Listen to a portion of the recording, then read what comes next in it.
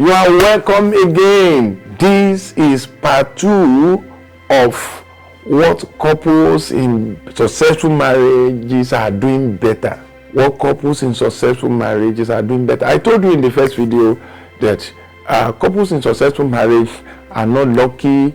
They are not better than you. They are not fortunate. It is not that God loved them better than you. It is not because they went to higher education more than you. It is not maybe that they even love God more than you. No. There are things they do better than couples in bad marriages. You will do well to go and check the first 6 in the last video. Check it very well. Watch it over and over. And please don't forget to subscribe to this channel. So subscribe now and put on the notification. Number 7, they compromise for each other.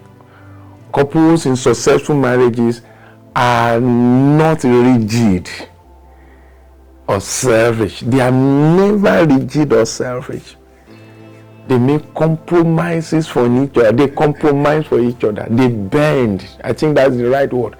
They bend to serve each other. They bend to accommodate each other. They bend to involve each other. They bend to carry each other along. They don't build a mold and say my spouse must fit into this. No. In a bad marriage, one or both of them will build a mold and they will say either you like it or not, you must fit into it. You will discover that this mold does not fit me. You must fit, you must just enter into it. And that's the marriage. That's why their marriages are very difficult. But couples in successful marriage, even if they have mood, when their spouse come around and they discover that it cannot accommodate, they expand it so that it can size their spouse. They bend them backward. They talk for us in our best interest. They check, will it good for my spouse? Will it good for us? Will it good for me, my wife and children? And they bend that. They are not rigid. They are not stubborn. They are not selfish. They do what is well. They do what is right. They are first best of friends.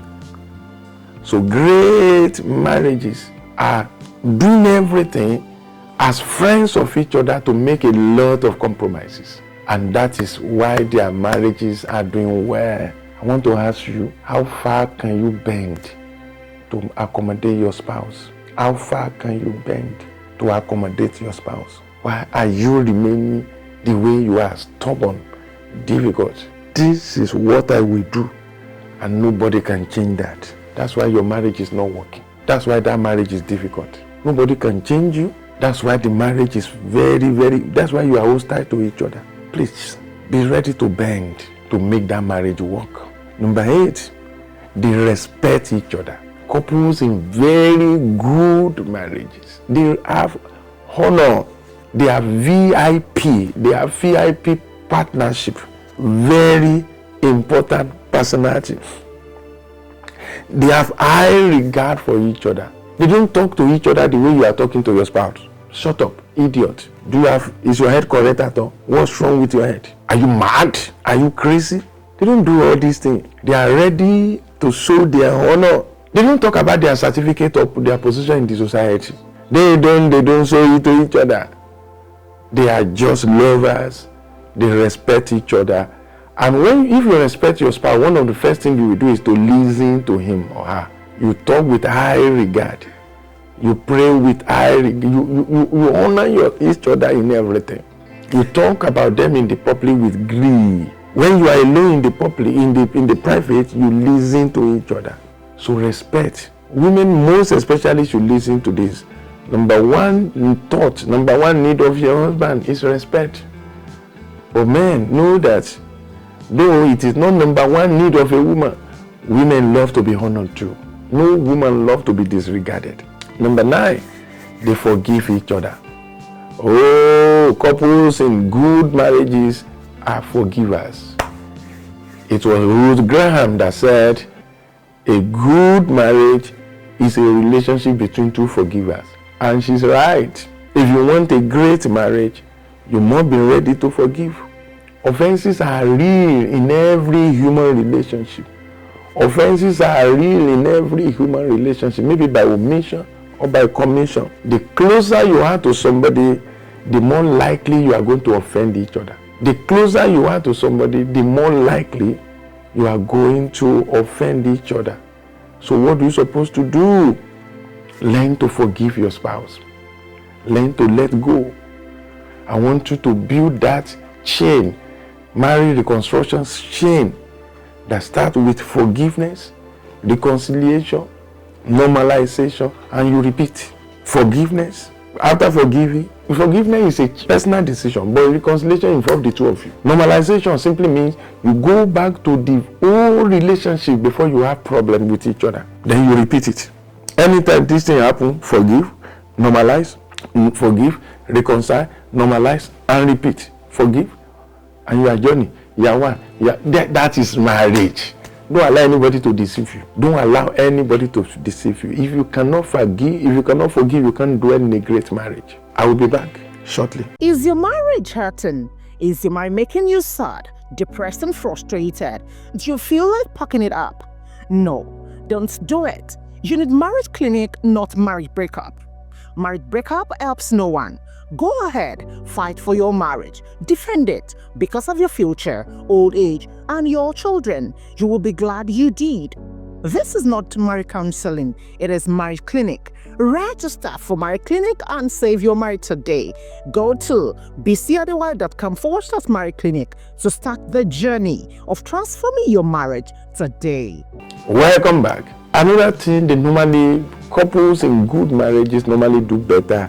They always keep the spark going. The spark in their marriage, they always keep it going. You see, living together 24/7, 365 days a year for a lifetime can bring its own wear and tear on our union. It can lead to drifting, erosion of love, hurting of each other. Couples in happy marriages, they understand this perfectly. Fire cannot burn forever without fuel in it. So they commit themselves to keep the spark on, to keep the spark going. So they add fuel to fuel. They add fuel to fire. They fire their passion and fire their love life. That's why their marriages are good, are cool, and are better. So if you want your marriage to be all right, then fuel your love life. Create time to fuel your love life to make things better for each other. Number 10, they grow together.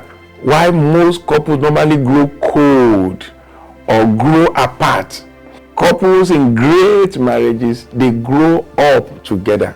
They don't grow old, they don't grow cold, they don't grow apart, but they grow to love each other. So happy couple, they learn this early in their lives. They learn the need to grow together, the need to grow up. So they do everything to learn the same thing, to do the same thing, to be together, to play together, to talk together, to plan together, to have the same mentor, to travel and journey in the same direction. That is why they have the best marriage, not by accident. Number 12, they have total commitment. Yes, total commitment. Lack of commitment is the bane of many marriages. Is the bane of many marriages. Lot of young couples are having plan B for their marriages. When you have plan B for your marriage, you will unintentionally destroy the plan A that's on the table. So what are you supposed to do? This should never happen. Be totally committed. Some married couples are not aware that when commitment is lost, everything is finished. When commitment is lost, everything is lost. The home is lost. Marriage is lost. Love is lost. So behave like successful couple the way they are behaving. They don't have extra tire in the journey. It's the tire they are using. They don't have extra focus. They don't have exit route. They don't have exit plan in their marriage. It is one-way traffic. If the car has flat tire, they wait, they repair it, and they continue the journey. If they hurt each other, they forgive, they reconcile, they normalize, and repeat it. And their marriage is 10 years now. Their marriage is 20 years. Their marriage is 30 years. Their marriage is 40 years. When you see them outside, it's like they are not fighting. No, they are only repairing the change. They forgive, they reconcile, they normalize, and they repeat it. They forgive, they reconcile, they normalize, and they move forward. Total commitment. Commitment to the marriage vow. Total commitment to everything they do in life. That is why their marriage is glowing. Your own marriage can glow too. All you just need is total commitment. I will see you in the next video as I will continue this teaching in part 3 of the video. Please don't forget to subscribe to this channel now and put on the notification. I will see you in the next video where you are going to see the concluding part of this teaching. Ireo. Is your marriage hurting? Is your marriage making you sad, depressed, and frustrated? Do you feel like packing it up? No, don't do it. You need marriage clinic, not marriage breakup. Marriage breakup helps no one.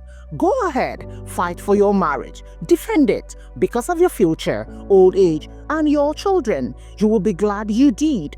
This is not marriage counseling, it is marriage clinic. Register for marriage clinic and save your marriage today. Go to bisiadewale.com/marriage clinic to start the journey of transforming your marriage today.